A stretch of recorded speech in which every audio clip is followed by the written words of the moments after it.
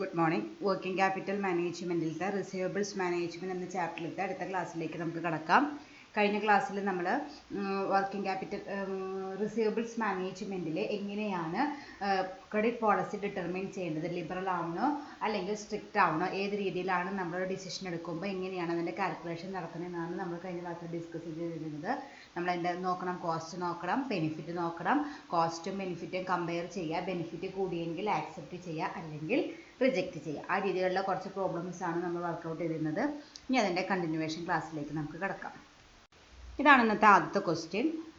Question വായിക്കാം. Sales 40,000 units, selling price 35, average cost 31, variable cost 28, collection period 60 days. അപ്പോൾ ഇത്രയ്ക്ക് കാര്യങ്ങളാണ് ഉണ്ടായിരുന്നത്. എല്ലാ ഡീറ്റെയിൽസും തന്നിട്ടുണ്ട്.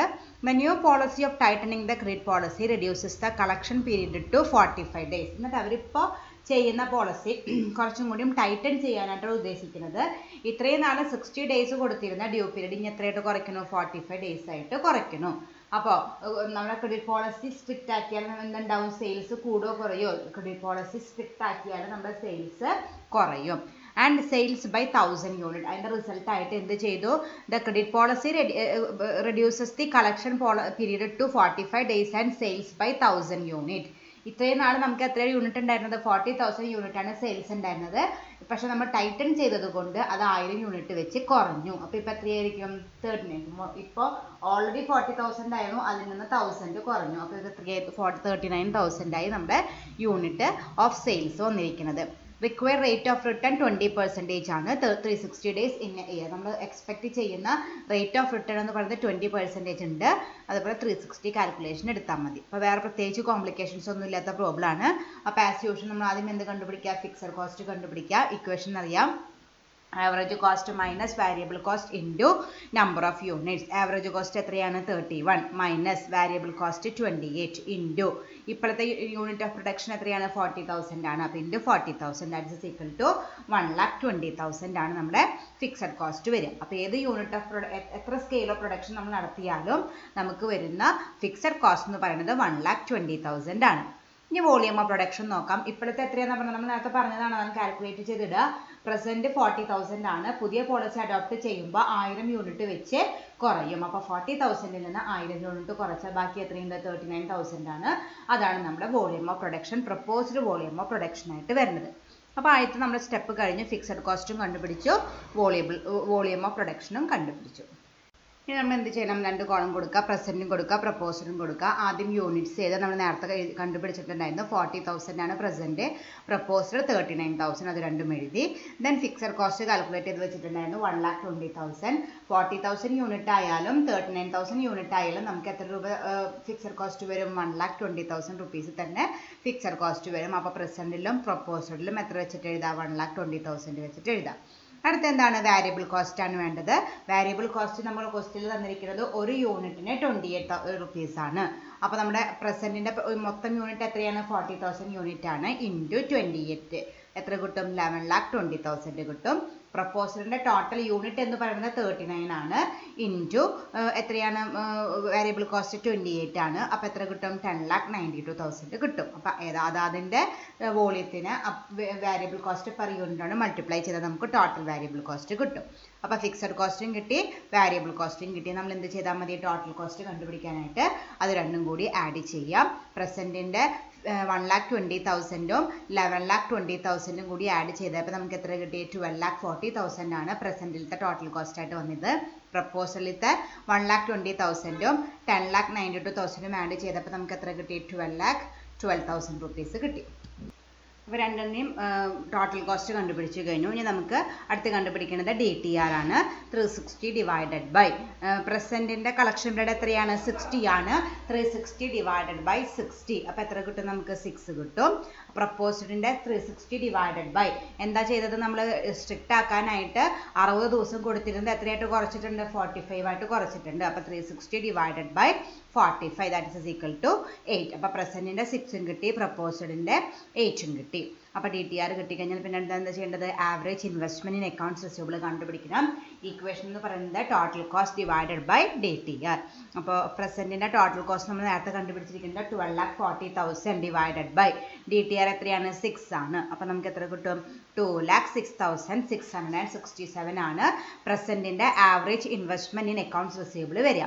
അപ്പുറത്തെ പ്രപ്പോസലിലെ 12,12,000 ഡിവൈഡഡ് ബൈ 8 ആണ്. അപ്പോൾ നമുക്ക് എത്ര കിട്ടും? 1,51,500 ആണ് പ്രപ്പോസലിന്റെ average investment in accounts receivable വരിക. ഓക്കെ, അപ്പോൾ ഈ ഇക്വേഷൻ പഠിച്ചാൽ മതി. Total cost divided by DTR ആണ് പഠിക്കേണ്ടത്. ആദ്യം ടോട്ടൽ കോസ്റ്റ് കണ്ടുപിടിക്കുക, പിന്നെ DTR കണ്ടുപിടിക്കുക. അപ്പോൾ നമുക്ക് ആവറേജ് ഇൻവെസ്റ്റ്മെന്റ് കിട്ടും. ഇനി എന്താണ് ഉണ്ടായേക്കുന്നത്? 2 lakh എന്നുള്ളത് എന്തായിട്ട് കുറഞ്ഞു? 1,50,000 ആയിട്ട് കുറഞ്ഞിട്ടുണ്ട്. അപ്പോൾ നമുക്ക് എന്താ ഉണ്ടായിരിക്കുന്നത്? ഡിക്രീസ് ആണ് ഉണ്ടായിരിക്കുന്നത്. നമ്മുടെ ഇൻവെസ്റ്റ്മെൻറ്റ് 2 ലക്ഷത്തിൽ നിന്ന് 1,51,000 ആയിട്ട് കുറഞ്ഞു. കാരണം നമ്മൾ സ്ട്രിക്റ്റ് ആക്കാണ് ചെയ്തത്, അപ്പോൾ അത് കുറഞ്ഞു. എത്രേൻ്റെ ഡിഫറൻസ് ഉണ്ട്? 55,167 റുപ്പീസിൻ്റെ ഡിക്രീസ് ആണ് നമുക്ക് ഉണ്ടായത്. അത് നമുക്കപ്പോൾ എന്ത് ചെയ്യാം? ഇൻവെസ്റ്റ്മെൻറ്റ് നടത്താം. ഇൻവെസ്റ്റ്മെൻറ്റ് നടത്തുമ്പോൾ നമുക്ക് എന്ത് കിട്ടും? 20% ഇൻട്രസ്റ്റ് കിട്ടുമെന്ന് പറഞ്ഞിട്ടുണ്ട്. അപ്പോൾ നമുക്ക് അഡീഷണൽ ആയിട്ട് വന്നിട്ടുള്ള സേവ് ചെയ്ത് വന്നിട്ടുള്ള എമൗണ്ട് ആയ 55,167 റുപ്പീസ് നമ്മൾ എന്ത് ചെയ്യും? ഇൻവെസ്റ്റ്മെൻറ്റ് നടത്തി നമുക്ക് എത്ര രൂപ ലാഭം കിട്ടും? 11,033 റുപ്പീസ് നമുക്ക് ഇൻട്രസ്റ്റ് ഇൻകം ഏൺ ചെയ്യാനായിട്ട് പറ്റും. അപ്പോൾ നമുക്കിത് എന്തുണ്ടായത്? നമുക്കിത് ചെയ്തപ്പോൾ നമുക്ക് അഡീഷണൽ ആയിട്ട് ഒരു ഇൻകം വന്നു. കാരണം നമ്മുടെ ഇൻവെസ്റ്റ്മെൻറ്റ് കുറഞ്ഞു. ഇൻവെസ്റ്റ്മെൻറ്റ് കുറഞ്ഞത് ഭാഗമായിട്ട് നമുക്ക് ആ സേവ് ചെയ്ത ക്യാഷ് നമുക്ക് ഇൻവെസ്റ്റ്മെൻറ്റ് നടത്തിയാൽ നമുക്ക് 11,033 റുപ്പീസ് നമുക്ക് ഏൺ ചെയ്യാനായിട്ട് പറ്റും. അപ്പോൾ നമ്മുടെ ഒരു സംഭവം കണ്ടുപിടിച്ച് കഴിഞ്ഞു. എന്ത്? ബെനിഫിറ്റ് കണ്ടുപിടിച്ച് കഴിഞ്ഞു. നമുക്ക് ഉണ്ടാക്കാൻ പറ്റിയ ബെനിഫിറ്റ് നമ്മൾ കണ്ടുപിടിച്ച് കഴിഞ്ഞു. അടുത്ത് നമുക്ക് എന്ത് കണ്ടുപിടിക്കണം? അടുത്ത കോസ്റ്റ് എന്താണ് ഉണ്ടായിരിക്കുന്നത് നമുക്കൊന്ന് കണ്ടുപിടിക്കാം. അടുത്ത് നമുക്ക് പ്രോഫിറ്റിലുള്ള ഡിക്രീസ് എന്താണെന്ന് നോക്കാം. നമ്പർ ഓഫ് യൂണിറ്റ്സ് ആദ്യം എഴുതി 40,000ഉം 39,000ഉം. സെല്ലിംഗ് പ്രൈസ് ക്വസ്റ്റ്യനിൽ തന്നിട്ടുണ്ട് 35 ആണ്. അത് പ്രസന്റിലും പ്രപ്പോസലിലും അത് തന്നെയാണ്. അപ്പോൾ നമുക്ക് ടോട്ടൽ സെയിൽസ് എത്ര കിട്ടും? ഈ 40,000നെ 35 കൊണ്ട് മൾട്ടിപ്ലൈ ചെയ്യുമ്പോൾ 14 lakhs കിട്ടും. അപ്പുറത്തെ 39,000നെ 35 കൊണ്ട് മൾട്ടിപ്ലൈ ചെയ്യുമ്പോൾ 13,65,000 കിട്ടും. ടോട്ടൽ സെയിൽസ് കിട്ടി. ഇനി അടുത്ത എന്താ? ടോട്ടൽ കോസ്റ്റ് നമ്മൾ നേരത്തെ ഓൾറെഡി കണ്ടുപിടിച്ചിട്ടുണ്ട്. അതുകൊണ്ട് എടുത്ത് എഴുതാം. പ്രസന്റിൻ്റെ 12,40,000ഉം പ്രപ്പോസലിൻ്റെ 12,12,000ഉമാണ്. അപ്പോൾ ടോട്ടൽ കോസ്റ്റും കിട്ടി. അടുത്ത എന്താണ് കണ്ടുപിടിക്കുന്നത്? പ്രോഫിറ്റ് കണ്ടുപിടിക്കണം. പ്രോഫിറ്റ് എങ്ങനെ കണ്ടുപിടിക്കുക? സെയിൽസിൽ നിന്ന് കോസ്റ്റ് ലെസ് ചെയ്യുക. അപ്പോൾ പ്രസന്റിന് നമുക്ക് 1,60,000 കിട്ടും. പ്രപ്പോസലിന് നമുക്ക് 1,53,000 കിട്ടും. അപ്പോൾ അതാണ് നമ്മുടെ പ്രസന്റിൻ്റെ സെയിൽസ് പ്രോഫിറ്റ് കിട്ടി, പ്രപ്പോസലിൻ്റെ പ്രോഫിറ്റ് കിട്ടി. അപ്പോൾ നോക്കുമ്പോൾ നമുക്ക് എന്താണ്? ഇപ്പോഴത്തെ കണ്ടീഷനിൽ പോവുകയാണെങ്കിൽ നമുക്ക് 1,60,000 റുപ്പീസ് പ്രോഫിറ്റ് കിട്ടുന്നിടത്ത് നമുക്ക് എത്രയാ? 1,53,000 പ്രോഫിറ്റാണ് കിട്ടുന്നുള്ളൂ. നമ്മുടെ പ്രോഫിറ്റ് കുറയുന്നുണ്ട്. എത്രയുടെ ഡിഫറൻസ് ആണുള്ളത്? 7,000 റുപ്പീസ് നമുക്ക് പ്രോഫിറ്റ് കുറയാണ്. അപ്പോൾ ഡിക്രീസ് ഇൻ പ്രോഫിറ്റ് കിട്ടി. ഇതാണ് കോസ്റ്റ് ആയിട്ട് വരിക. നേരത്തെ കണ്ടുപിടിച്ചത് അഡീഷണൽ ഇൻകം ആയിട്ട് വന്നിരിക്കുന്നത് നമ്മുടെ ബെനിഫിറ്റ് ആണ്. ഞാൻ രണ്ടും കൂടി കമ്പയർ ചെയ്യുക. അവിടെ നമുക്ക് അഡീഷണൽ ഇൻകം ആയിട്ട് 11,033 കിട്ടുമ്പോൾ അഡീഷണൽ കോസ്റ്റ് ആയിട്ട് എത്രയാണ് വരുന്നത്? 7,000. ഡിക്രീസ് ഇൻ പ്രോഫിറ്റ് ആയിട്ട് നമുക്ക് 7,000 റുപ്പീസ് ആണ് വരുന്നത്. അപ്പോൾ 7,000 രൂപ നഷ്ടപ്പെട്ടാലും നമുക്ക് എത്ര ലാഭിക്കാൻ പറ്റുന്നുണ്ട്? 11,000 സംതിങ് റുപ്പീസ് ലാഭിക്കാൻ പറ്റുന്നുണ്ട്. അപ്പോൾ നമുക്ക് എന്ത് ചെയ്യാം? ഈ പ്രപ്പോസൽ ആക്സെപ്റ്റ് ചെയ്യാം. അപ്പോൾ എന്താ ഡിസിഷൻ ക്രൈറ്റീരിയ എഴുതാം? Additional income is more than the decrease in profit. The firm shall accept the proposal. നമുക്ക് കോസ്റ്റും കണ്ടുപിടിച്ചു, നമ്മൾ ബെനിഫിറ്റും കണ്ടുപിടിച്ചു. ഇവിടെ കോസ്റ്റ് ആയിട്ട് വന്നിരിക്കുന്നത് ഡിക്രീസ് ഇൻ പ്രോഫിറ്റ് ആണ്. അത് 7,000 ഉള്ളൂ. പക്ഷെ നമുക്ക് ബെനിഫിറ്റ് ആയിട്ട് വന്നിരിക്കുന്നത് അഡീഷണൽ ഇൻകം ഇൻട്രസ്റ്റ് ഉണ്ട്. അത് നമുക്ക് എത്ര വരുന്നുണ്ട്? 11,000 സംതിങ് വരുന്നുണ്ട്. അപ്പോൾ കോസ്റ്റിനേക്കാൾ വളരെ കൂടുതലാണ് എന്ത് വന്നിരിക്കുന്നത്? ബെനിഫിറ്റ് വന്നിരിക്കുന്നത്. അതുകൊണ്ട് ഫേമിന് എന്ത് ചെയ്യാം? ഈ പ്രപ്പോസൽ ആക്സെപ്റ്റ് ചെയ്യാനായിട്ട് പറ്റും. അപ്പോൾ ഈ രീതിയിലാണ് നമ്മളൊരു ഡിസിഷൻ എടുക്കേണ്ടത്. നമ്മുടെ ക്രെഡിറ്റ് പോളിസിയിൽ ചേഞ്ച് വരുത്തുന്നോ വേണ്ടേ എന്നുള്ളത് ഈ രീതിയിൽ കോസ്റ്റും ബെനിഫിറ്റും കാൽക്കുലേറ്റ് ചെയ്തിട്ട് നമ്മൾ ഡിസിഷൻ എടുക്കേണ്ടതായിട്ട് വരും. അപ്പോൾ ഇതോടുകൂടി ഈ ചാപ്റ്ററിൽ ഇതാണ് പ്രോബ്ലം ആകെ പഠിക്കാനുള്ളത്. ഇങ്ങനെയുള്ള ഡിസിഷൻ. അതുപോലെ നമ്മൾ നേരത്തെ പഠിച്ച DTRും കളക്ഷൻ പീരീഡും ആ മെത്തേഡിൽ പഠിക്കണം. അങ്ങനെ 2 പ്രോബ്ലംസ് ആണ് ഈ ചാപ്റ്ററിൽ വരിക. DTR എല്ലാ തവണയും ചോദിക്കാനുള്ളതാണ് ഏറ്റവും ഇമ്പോർട്ടൻറ്റ്. ഈ പ്രോബ്ലം ജസ്റ്റ് ഒന്ന് നോക്കി വയ്ക്കുക. ഓക്കെ, ഇനി നമുക്കതിൽ പഠിക്കാനുള്ള തിയറി പോർഷൻ എന്ന് പറയുന്നത് ആദ്യം നമുക്ക് നോക്കാനുള്ളത് കളക്ഷൻ ടെക്നിക്സ് ആണ്. അതായത് നമ്മൾ പറഞ്ഞു നമ്മൾ എത്രയും പെട്ടെന്ന് നമ്മൾ കളക്ട് ചെയ്ത് പിടിക്കണം. നമ്മൾ അലൗ ചെയ്ത ഡ്യൂ പീരീഡിനെങ്കിലും അല്ലെങ്കിൽ അത് കഴിഞ്ഞ് അധികം താമസിക്കാതെ തന്നെ നമുക്ക് കിട്ടാനുള്ള കാശ് നമ്മൾ എത്രയും പെട്ടെന്ന് കളക്ട് ചെയ്ത് മേടിക്കണം എന്ന് പറഞ്ഞു. അത് നമുക്ക് എന്താണ് നമുക്ക് എത്രയും പെട്ടെന്ന് മേടിക്കാനുള്ള മെഷേഴ്സ് എന്തൊക്കെയാണ് നമ്മൾ നോക്കാനായിട്ട് പോണത്. The collection and monitoring activities of A company are performed either by finance department or by credit department. അങ്ങനെ ഇത് ചെയ്യണത് ഒന്നല്ലെങ്കിൽ ഈ കളക്ഷൻ ടെക്നിക്സ് നമ്മൾ അലൗ ചെയ്ത ക്രെഡിറ്റ് പീരീഡിനുള്ളിൽ ഇത് കളക്ട് ചെയ്യാനുള്ള ടെക്നിക്കും അതിൻ്റെ സ്റ്റാറ്റസും ഒക്കെ മോണിറ്റർ ചെയ്യേണ്ടത് ഒന്നില്ലെങ്കിൽ നമ്മുടെ കമ്പനിയുടെ ഒരു ഫിനാൻസ് ഡിപ്പാർട്ട്മെന്റ് ഉണ്ടാവും, അല്ലെങ്കിൽ ക്രെഡിറ്റ് ഡിപ്പാർട്ട്മെന്റ് ഉണ്ടാവും. ഫിനാൻസ് ഡിപ്പാർട്ട്മെന്റ് എല്ലാ കമ്പനികളിലും ഉണ്ടാവും. ക്രെഡിറ്റ് ഡിപ്പാർട്ട്മെന്റ് എന്ന് പറഞ്ഞാൽ നമ്മൾ ഈ ഒരു പർപ്പസിന് വേണ്ടി മാത്രം, നമ്മുടെ credit sale credit purchase deal ചെയ്യാൻ വേണ്ടി മാത്രമായിട്ട് വലിയ വലിയ ഓർഗനൈസേഷനിലൊക്കെ സെപ്പറേറ്റ് ഒരു ഡിപ്പാർട്ട്മെന്റ് ഉണ്ടാവും. അത് എല്ലായിടത്തും ഉണ്ടാവുന്നില്ല. ഫിനാൻഷ്യലി സൗണ്ട് ആയിട്ടുള്ള ബിഗ് ഓർഗനൈസേഷനിൽ മാത്രമേ ഇത് ഉണ്ടാവുള്ളൂ. അപ്പോൾ അങ്ങനത്തെ ഡിപ്പാർട്ട്മെന്റ് ഉണ്ടെങ്കിൽ അവർക്ക്, അല്ലെങ്കിൽ എല്ലാ കമ്പനികളിലും കോമൺ ആയിട്ടുള്ള ഫിനാൻസ് ഡിപ്പാർട്ട്മെന്റുകാർക്കാണ് ഇതിന്റെ ചാർജ് വരിക. It is the duty of these department to collect the amount due from debtors within the credit period. ആ ഈ ഡിപ്പാർട്ട്മെന്റ് ആണ് നമ്മൾ അലൗ ചെയ്ത ക്രെഡിറ്റ് പീരീഡിൻ്റെ ഉള്ളിൽ ഇവരുടെ കയ്യിൽ നിന്ന് ക്യാഷ് വാങ്ങാനുള്ള ഡ്യൂട്ടി ആർക്കാണ്? ഈ ക്രെഡിറ്റ് ഡിപ്പാർട്ട്മെന്റ് ആണെങ്കിൽ അവർക്ക്, ഫിനാൻസ് ഡിപ്പാർട്ട്മെന്റ് ആണെങ്കിൽ അവർക്കാണ് ആ സമയത്തിനുള്ളിൽ അത് കളക്ട് ചെയ്യേണ്ട ഡ്യൂട്ടി വരുന്നത്. Effort should be made to collect the past dues receivable. അതുപോലെ തന്നെ പണ്ടത്തെ എന്തെങ്കിലും ഡ്യൂസ് ഉണ്ടെങ്കിൽ, നമ്മൾ ഡ്യൂ ഡേറ്റിന് നമുക്ക് കിട്ടാത്ത ഏതെങ്കിലും അക്കൗണ്ട്സുകൾ ഉണ്ടെങ്കിൽ അതും കളക്ട് ചെയ്യേണ്ടത് ഇവരുടെ ഡ്യൂട്ടി ആയിട്ട് വരും. A variety of collection techniques can be utilised to collect the delinquent accounts. ഇതുപോലെ വീഴ്ച വരുത്തിയിട്ടുള്ള അക്കൗണ്ട്സുകളൊക്കെ കളക്ട് ചെയ്ത് പിടിക്കാനായിട്ട്, നമുക്ക് കിട്ടേണ്ട കാശ് നമുക്ക് പിടിച്ചത് കിട്ടാനായിട്ട് പല ടെക്നിക്സും ഉണ്ട്. ARS ഫോളോസ്. അതാണ് നമ്മൾ ഇവിടുന്ന് ഡിസ്കസ് ചെയ്യാനായിട്ട് പോണത്. First technique is sending a reminder for payment. നമ്മൾ എന്തായിരിക്കണം? ഒരു റിമൈൻഡർ ലെറ്റർ അയക്കണം. If the payment is not received in time, overdue payment letters should be send. നമ്മൾ റിമൈൻഡർ ലെറ്റർ പോലെ ഒരു ലെറ്റർ, അതിൻ്റെ പേരാണ് overdue payment letters should be send. If the accounts becomes 3 weeks past due, an additional dunning letter is in a more serious tone should be sent. അപ്പോൾ ആദ്യം നമ്മളൊരു reminder letter പോലെ, നിങ്ങൾക്ക് due ആയിട്ടുണ്ട് ഇതുവരെ കിട്ടിയിട്ടില്ല എന്ന് പറഞ്ഞിട്ട് ഒരു റിമൈൻഡർ ലെറ്റർ പോലെ ഒരു ഓവർ ഡ്യൂ പേയ്മെൻറ്റ് ലെറ്റർ അയക്കുക. അത് അയച്ചിട്ട് 3 ആഴ്ചയ്ക്കുള്ളിൽ നമുക്ക് ഫണ്ട് അവർ കൊണ്ടുവന്ന് തന്നിട്ടില്ലെങ്കിൽ ഒരു ഡണ്ണിങ് ലെറ്റർ, ഇത്തിരി സീരിയസ് ലാംഗ്വേജ് ഒക്കെ ഉപയോഗിച്ചിട്ട് ഒരു ലെറ്റർ കൂടി അവർക്ക് അയക്കണം. ഇതാണ് ആദ്യത്തെ സ്റ്റെപ്പായിട്ട് വരുന്നത്. അവർക്ക് എന്തയക്കുക? റിമൈൻഡർ ലെറ്റർ അയക്കുക. ആദ്യം നമ്മൾ എന്താണ്? ഒരു ഓവർ ഡ്യൂ പേയ്മെൻറ്റ് ലെറ്റർ. പിന്നെ അത് കഴിഞ്ഞിട്ട് ഇത്തിരി സ്ട്രോങ് ലാംഗ്വേജ് ഉപയോഗിച്ചിട്ടുള്ള ഒരു ലെറ്റർ. ഈ ആദ്യത്തെ ലെറ്റർ പോയിട്ട് 3 ആഴ്ച വരെ നമ്മൾ വെയിറ്റ് ചെയ്യുക. എന്നിട്ടും അവർ പേയ്മെൻറ്റ് നടത്തിയില്ലെങ്കിലാണ് രണ്ടാമത്തെ ലെറ്റർ അയക്കേണ്ടത്. അപ്പോൾ അതാണ് ഒന്നാമത്തെ step. Second step is telephone call. അത് കഴിഞ്ഞിട്ട് എന്ത് ചെയ്യാം? ഒന്നാമത്തെ സ്റ്റെപ്പിൽ നമ്മൾ ഈ 2 ലെറ്ററുകൾ അയച്ചിട്ടും അവർ കാശ് കൊണ്ട് തന്നിട്ടില്ലെങ്കിൽ അടുത്ത് നമ്മൾ എന്ത് ചെയ്യണം? ടെലിഫോൺ കോൾ ചെയ്യണം. The credit manager should call the ഡെലിക്വൻറ്റ് debtor and asked four prompt payment. He also communicate the legal action may be taken if the payment is not forthcoming. അപ്പോൾ ഇത് ഒന്നാമത്തെ സ്റ്റെപ്പ് നിർത്തിയിട്ട് നമ്മൾക്ക് ഫണ്ട് കിട്ടിയില്ലെങ്കിൽ നമ്മൾ അവരെ പേഴ്സണലായിട്ട് ഫോൺ കോൾ ചെയ്യണം. അത് ക്രെഡിറ്റ് മാനേജറാണ് ചെയ്യേണ്ടത്. എന്നിട്ട് അവരോട് അത്രയും പെട്ടെന്ന് അടയ്ക്കാൻ പറയുക. അതിനോടൊപ്പം എന്തുകൂടിയും പറയുക, നിങ്ങൾ ഇനിയും അടച്ചില്ലെങ്കിൽ നിങ്ങൾക്കെതിരെ ലീഗൽ ആക്ഷൻ എടുക്കണമെന്നും കൂടിയും ക്രെഡിറ്റ് മാനേജർ പറയണം. എന്നാലാണ് അവർക്ക് കുറച്ച് സീരിയസ് ആയിട്ട് അവർ പേയ്മെൻറ്റ് അവർ നടത്താനായിട്ട് സാധ്യത ഉണ്ടാവുള്ളൂ. അപ്പോൾ അതാണ് രണ്ടാമത്തെ സ്റ്റെപ്പായിട്ട് വരുന്നത് telephone call. Third step is personal visit. Some organizations may have either collection personnel or sales representative for this purpose. എന്നിട്ട് രണ്ടാമത്തെ സ്റ്റെപ്പിൽ നമ്മൾ ഫോൺ വിളിച്ചിട്ടും കുറച്ച് നാൾ കഴിഞ്ഞിട്ടും അവർ ക്യാഷ് അടച്ചിട്ടില്ലെങ്കിൽ നമ്മൾ എന്ത് ചെയ്യണം? അവരെ പേഴ്സണലായിട്ട് വിസിറ്റ് ചെയ്യണം. ചില കമ്പനിക്കാരിൽ അവർ ഈ ക്രെഡിറ്റ് മാനേജർ തന്നെ നേരിട്ട് പോകുന്നുണ്ടാവും. അധികം ഫിനാൻഷ്യലി സൗണ്ട് ഇല്ലാത്ത ഒരാൾക്ക്, ഒരു കമ്പനിക്ക് അതിനായിട്ട് സെപ്പറേറ്റ് ഒരാളെയൊന്നും അപ്പോയിൻറ്റ് ചെയ്യാനായിട്ട് പറ്റില്ല. പക്ഷേ ചില ആൾക്കാർ എന്ത് ചെയ്യും? അതിനായിട്ട് തന്നെ കളക്ഷൻ പേഴ്സൺസിലും അല്ലെങ്കിൽ സെയിൽസ് റെപ്രസെൻറ്റേറ്റീവ്സിനും ഒക്കെ ഈ ഒരു പർപ്പസിന് വേണ്ടിയിട്ട് അപ്പോയിൻറ്റ് ചെയ്തിട്ടുണ്ടാവും. അപ്പോൾ അവർക്ക് ഇന്ന ആൾക്കാരുടെ അടുത്തേക്കൊക്കെ പോകണമെന്ന് പറഞ്ഞാൽ അവർ പേഴ്സണലായിട്ട് അവരുടെ അടുത്ത് പോയിട്ട് അതിനുള്ള വാണിംഗ് ഒക്കെ കൊടുക്കും. അതാണ് മൂന്നാമത്തെ സ്റ്റെപ്പായിട്ട് പറയുന്നത്, personal visit. Okay. Fourth procedure is collection agency. If the above measures are unsuccessful, the firm may consider the service of a collection agency. നമ്മൾ ആരെ അയച്ചത്? പേഴ്സണൽ വിസിറ്റിന് വേണ്ടിയിട്ട് നമ്മുടെ കമ്പനിയിലത്തെ തന്നെ സ്റ്റാഫിനെയാണ് വിട്ടത്.